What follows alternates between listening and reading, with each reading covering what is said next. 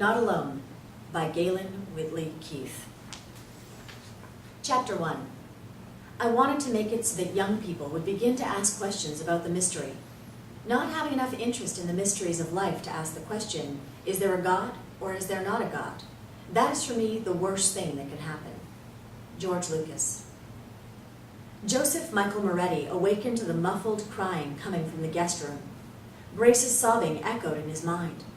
Quickly dressing, he slipped on a pair of flip-flops and headed downstairs for a cup of coffee. After hitting the button on the coffee maker, he got out his favorite Lucky mug and bottle of vanilla creamer. Desiring to avoid Grace, he softly called Hershey, their chocolate brown lab, for a walk on the Strand. It would be good to feel the fresh ocean breeze. As soon as he picked up the leash, Hershey was at his side. After pouring coffee into his mug, he headed down out the front door. Why does she have to cry all the time? I can stand anything but crying. Yelling would be better. Joe strolled his way along the Strand, his flip-flops echoing on the pavement. He watched the gulls diving for their breakfasts. He spotted a dog paddling out of the waves after a red ball as his owner stood at the shore, laughing and yelling encouragements. When he retrieved the ball, he paddled to shore. Shaking like a wild thing, he showered his owner with water. His bark was full of immense joy when the ball was thrown again out into the waves, and he leapt back into the water to repeat his trick. Seeing a couple of guys surfing in the distance, Joe craved to have the energy to join them. Not anymore. Once, he had thought of himself as unstoppable, a shrewd businessman, stylish, even sexy when he wanted to be, but his face seemed too careworn now, his cheekbones too protruding, and the gloominess too deep. The restless nights had taken their toll, leaving his brown eyes heavily sunken. A cool breeze blew across his face, smelling of the ocean clean and fresh. Walking close to the shoreline, a wave caught him by surprise. Wet and clammy sand oozed between his feet and toes. Arriving at his favorite spot, he sat in the sand sipping his coffee, while Hershey curled up next to him, taking his morning nap. His mind rambled without a definite purpose.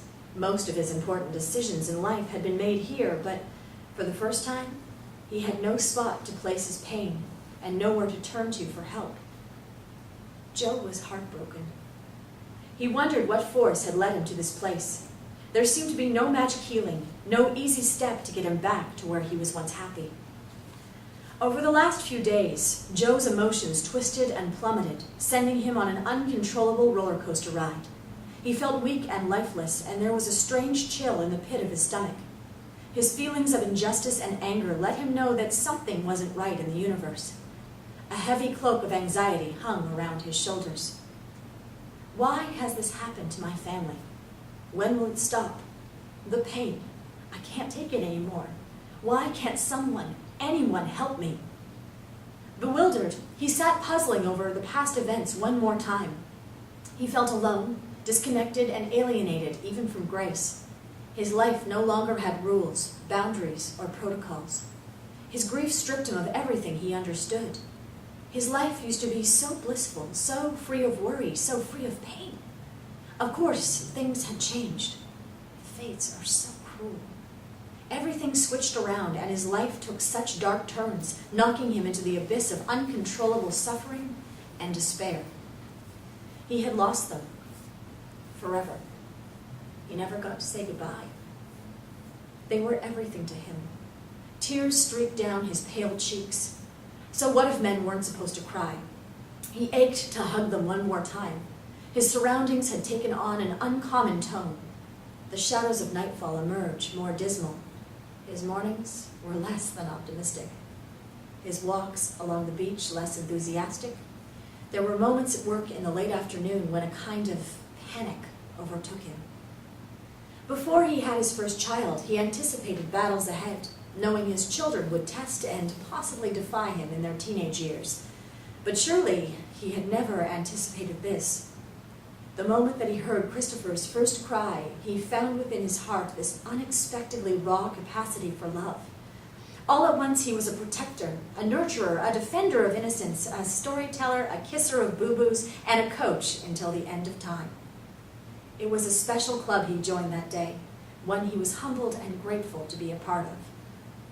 How had everything gone so wrong? I am spiraling out of control, being pulled down a narrow drain, headed for the garbage disposal of life. I can't handle this anymore. Do I know what I'm doing? Why am I the only one whose life is in shambles? It seems to me everyone, yes, everyone I know has got their life more together than I do. Can I survive this? Do I even want to? Wouldn't death be better? Tears flow down Joe's cheeks. Overtaken by his feelings, Joe longs to pull things apart into small pieces so that he can manage his life. Sweet Hershey nuzzles closer. Joe is relieved he's alone. No one should see him in this state. Will this ever stop? Good people aren't supposed to be punished by God, or are they? Was I wrong to think that there is love and truth in this world? What did I do to deserve this? My children may not have been angels, but how could a loving God let this happen? God, I am desperate. Help me. I want to be free of this, free from it all. Why is love so unbearable? I've made such a mess of things. How could I rest in your peace when you have taken everything from me? Nothing is left. God, I need your help. Please send someone with the answers. Please stop the pain. I can't work and will lose the house too. Where are you? Damn it, I didn't do anything to deserve this. How can I ever trust you not to attack me again? So unwilling to continue crying, he sat there distressed, panicked, and storming. Joe needed to think. He wasn't certain who he was, not any longer. Was he incredibly stupid to think that bad things could not happen to good people? Why can't I find anyone with the answers? Everyone avoids me. Even you, God. Are you on vacation or something? I am grieving and out of my mind. Why don't you talk to me? Why don't you comfort me? Please take this mountain off my back. What I wouldn't do for a warm hug or an encouraging word. Why does everyone look at me as though I was a leper? God, please help me. Where are you? Why did you do this to my family? I am entitled to feel intense sorrow and fear, all of which I am sure any person in my position would feel. Nothing is off the table. Nothing is wrong. From now on, if I want to cry, I will do it. I can't imagine how anyone would get over a loss like mine. No, I will never get over it. I won't ever be able to move forward. I feel so numb, like the world is going on without me. Nothing seems to bring me happiness. Time heals all wounds. I wonder who thought up that meaningless cliche. Why do all my friends just think I should get over it? But God, you know what I hate most is the sudden grief outbursts that erupt just when I seem to be doing better. Sometimes I understand why, like an identifiable trigger sets things in motion, and at other times, the times that disturb me the most are when they come from out of the blue. Why do you let this happen to me?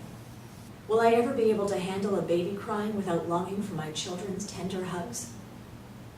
God, you know I've tried everything. I've questioned my friends and family. We tried reasoning together. This morning, I didn't want to get out of bed. I felt profound sadness hearing Grace's muffled crying. If you've given up on me, couldn't you at least help her? She didn't do anything to deserve this.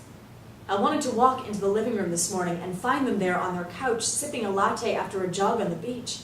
Only this morning, they weren't there. They weren't anywhere. They are lost.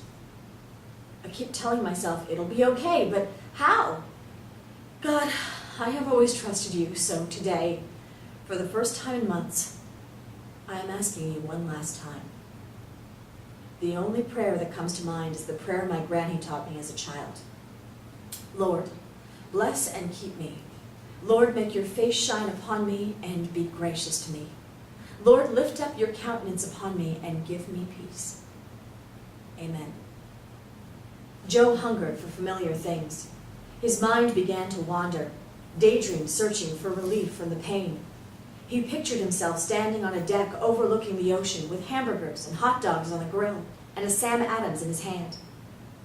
Clouds serenely floated across the sky while his children's voices echoed from the tables. Music echoed from his sound system. Joe's vision surrounded him with familiar feelings, smells, and sounds. Wrapped in a blanket of happy memories, Joe felt momentarily safe in its glow. A moment later, Joe's attention was abruptly drawn to a tall, muscular, blonde-headed surfer who appeared. Yeah, appeared, like he came out of a wave and then walked onto the sandy shore.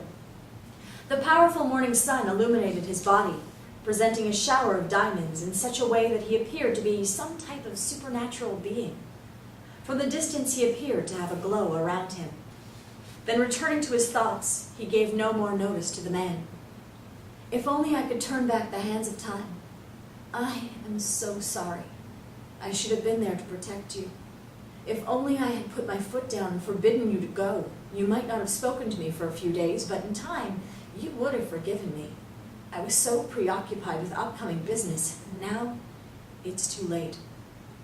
Yelling over the roar of the ocean's waves, the man approached Joe and asked, "Wow, did you see that?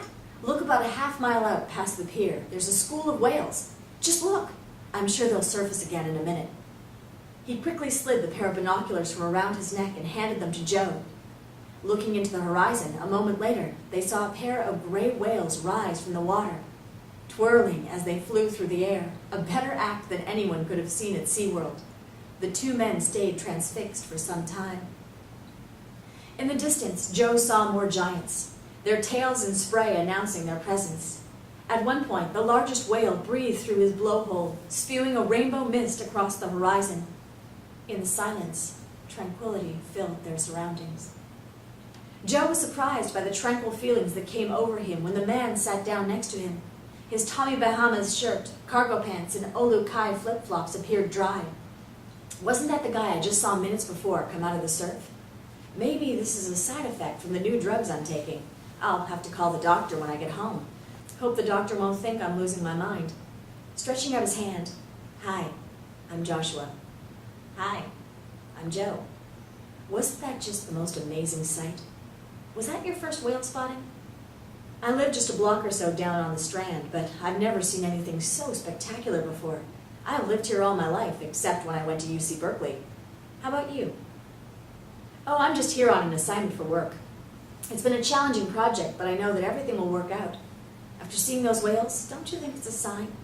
If God takes care of those magnificent creatures, surely He can make things work out for us. I just know things will change for the better. It's like the changing tide. First, it has to go out until at last it stops. Then before long, it comes back in.